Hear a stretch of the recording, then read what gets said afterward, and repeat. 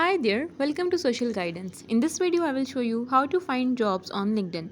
So for this, I log in with my account here, and after logging in, you will be directed to this page. Now to find jobs, you need to click on jobs here, and there in the left side, we have a search bar here where you can search for any specific job if you want.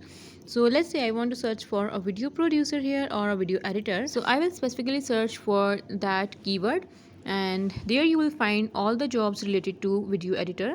So here you can filter the job site. So let's say I want a remote job here, so I will choose remote. Then you can change your experience level. So if I click on experience level here, so from there you can choose the your experience. So let's say I want to go with associate here or entry level. So I will go with associate and then click on show results. So you will find all the jobs here. In this way you can find jobs on LinkedIn. This is it for today's video. I hope you like it. If you have any question, please comment down below and do subscribe to our channel.